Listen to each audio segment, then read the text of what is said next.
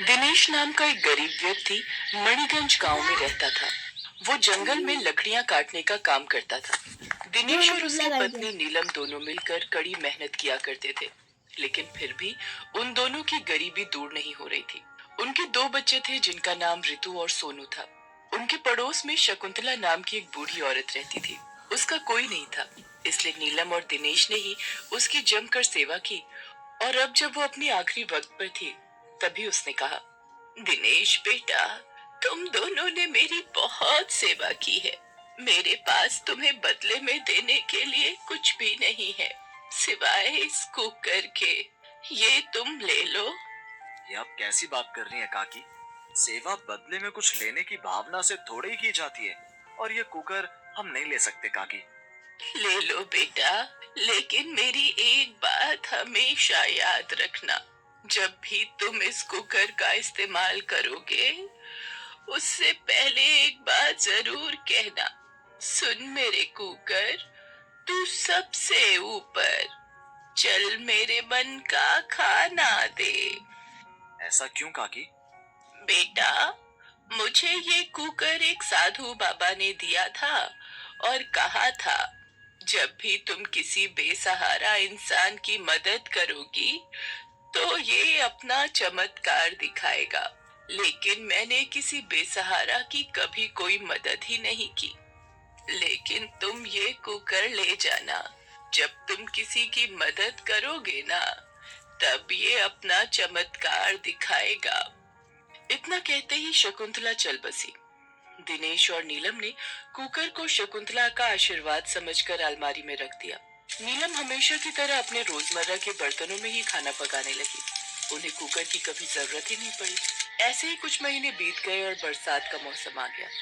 हल्की फुल्की बरसात में तो दिनेश जंगल से लकड़ियां काट कर ले आता था, लेकिन एक रोज तकरीबन 5 दिन तक लगातार भारी बारिश पड़ी, जिसकी वजह से दिनेश लकड़ियां लाने नहीं जा सका और उसकी आमदनी ही रुक गई, जिससे घर में खाने के लिए कुछ भी नहीं रहा।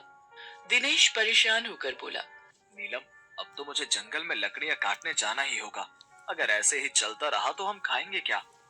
वो तो तुम सही कह रहे हो, लेकिन इस मूसलाधार बारिश और आंधी तूफान में तुम जंगल कैसे जाओगे? और अगर जंगल चले भी गए, तो उन गीली लकड़ियों का हम करेंगे क्या? उसका तो कोई खरीदार भी नहीं मिलेगा। हाँ, ये बात तो तुम्हारी सही है, लेकिन भूख भी तो बहुत लगी है। हम तो भूखे रह लेंगे, लेकिन बच्चे, इन बेचारे बच्चों का क्या होगा? हे भगवान, ये अब हमारे कैसे दिन आ गए। मेरे बच्चे कब से भूखे हैं, अब मैं खाने के लिए क्या दूं? तभी दिनेश के मन में ख्याल आता है, क्यों ना मैं नदी पर जाकर मछलियां पकड़ कर लाऊं और उन्हें बाजार में बेच कर आऊं। इतनी बारिश में तो पानी का जलस्तर काफी ऊपर तक होगा और मछलियां आसानी से जाल में फंस जाएंगी।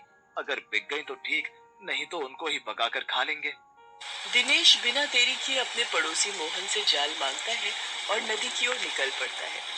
जैसे ही वो नदी में जाल डालता है, काफी सारी मछलियां एक साथ जाल में आकर फंस जाती हैं। बिना देर किए वो मछलियां लेकर बाजार की ओर निकल पड़ता है।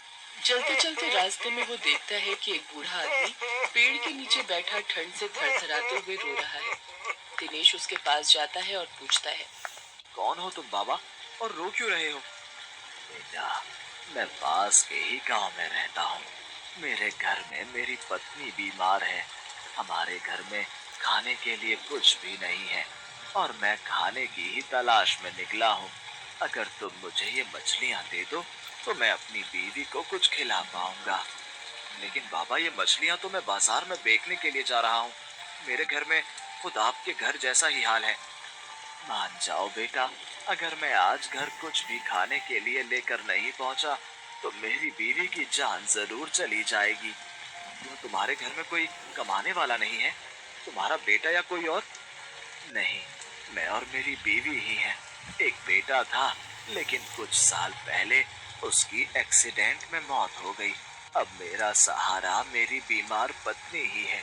अगर उसे कुछ हो गया तो फिर मैं भी जीकर क्या करूंगा? मैं भी अपनी जान दे दूंगा। और अगर तुम्हें मुझ पर भरोसा नहीं तो मेरे घर पर चलकर देख लो। नहीं, मैं आपके घर जाकर क्या करूंगा? ये लो, ये मछलियां आप ही रख लो। इसके बाद घर लौटते वक्त दिनेश कुछ साग के पत्ते तोड़ लाता है और घर आकर अपनी पत्नी को देते हुए बोलता है, नीलम, मुझे आज कुछ भी नहीं मिला, इसलिए कुछ पत्ते साग के तोड़ कर लाया हूँ। लाओ, कम से कम यही सही, कुछ तो खाएंगे। लेकिन इन्हें बनाए किसमें? हमारी कढ़ाई तो टूट गई है। अरे वो कुकर कब काम आएगा? जो शकुंतला काकी ने दिया था, उसी में जल्दी से उबाल लो। नीलम कुकर अलमारी से निकालती है और उसे धोकर साग को उसमें उबालने के लिए रख देती है। तभी दिनेश को काकी की वो बात याद आती है और वो रसोई में जाकर कुकर के सामने बोलने लगता है। सुन मेरे कुकर, तू सबसे ऊपर, चल मेरे मन का खाना दे। आज मेरा शाही पनीर खाने का बहुत मन है। ये कहकर दिनेश बाहर चला जाता है और कुछ देर बाद जैसे ही नीलम ने कुकर का ढक्कन खोला, उसमें शाही पनीर से भरी स्वादिष्ट सब्जी तैयार थी। जल्दी आओ, जल्दी आओ, ये देखो कितनी शानदार सब्जी बनकर तैयार हुई है। बच्चे और दिनेश दौड़े दौड़े रसोई में आए और ये चमत्कार देखकर हैरान रह गए। इसका मतलब ये सचमुच कोई जादुई कुकर है। इसके बाद दिनेश और नीलम के साथ साथ बच्चों ने भी आज स्वादिष्ट खाना भरपेट खाया। इसके बाद तो उन लोगों के अच्छे दिन आ गए। उन्हें जब भी खाने का मन करता तो नीलम कुकर को धोकर उसे चूल्हे पर चढ़ाती और अपनी मनपसंद खाने का नाम लेकर उसे खूब मजे से खाते। उनके घर से तरह तरह के पकवानों की खुशबू आने से उनके पड़ोस में रहने वाला मोहन अपनी पत्नी उमा से कहता है। ये दिनेश के घर से हर रोज तरह तरह की खाने की खुशबू आती है। इनके पास इतने पैसे कब से आने लगे जो ये लोग पकवान खाने लगे? हाँ, खुशबू तो बहुत अच्छी आती है। पता तो लगाना ही पड़ेगा आखिर माजरा क्या है। फिर वो दोनों चुपके से उनके घर पर नजर रखते हैं और उनको इस राज का पता चल जाता है। मोहन और उमा मिलकर उस कुकर को चुराने का विचार करते हैं और एक रोज जब सब सो रहे होते हैं तभी वे उनके घर से कुकर चुरा कर ले जाते हैं। अपने घर जादुई कुकर लाकर उमा झट से उसका इस्तेमाल करती है और जल्दी से उसे धोकर चूल्हे पर चढ़ाते हुए कहती है। मेरा कुकर तू सबसे ऊपर, चल जल्दी से मेरे मन का खाना दे। फिर वो अपनी मनपसंद बिरयानी का नाम लेती है, लेकिन थोड़ी देर में कुकर काला होता चला जाता है और कुछ देर में वो फट जाता है, जिससे उन दोनों को चोट आ जाती है। कुकर टूटकर जमीन पर पड़ा होता है। आवाज सुनकर दिनेश और नीलम भागे भागे आते हैं तो जमीन पर पड़े अपने टूटे हुए कुकर को देखते ही सारा माजरा समझ जाते हैं। फिर जैसे ही दिनेश उन कुकर के टुकड़ों को उठाता है तो वे वापसी से जुड़कर पहले की तरह चमत्कारी कुकर बन जाता है। अब मोहन को सारी बात समझ आ गई थी और वो अपने किए की माफी दिनेश से मांगता हुआ कहता है। मुझे माफ कर दे मेरे दोस्त, हम तेरे घर से ये कुकर लालच की भावना से चोरी करके ले गए थे और उसकी सजा हमें मिल गई। ये कुकर सिर्फ उसी के लिए जादुई है जो साफ मन से इसका इस्तेमाल करे। दिनेश और नीलम अपने कुकर को अपने साथ लिए घर वापस आ जाते हैं और हर रोज उसमें तरह तरह के पकवान बनाकर खाते हैं।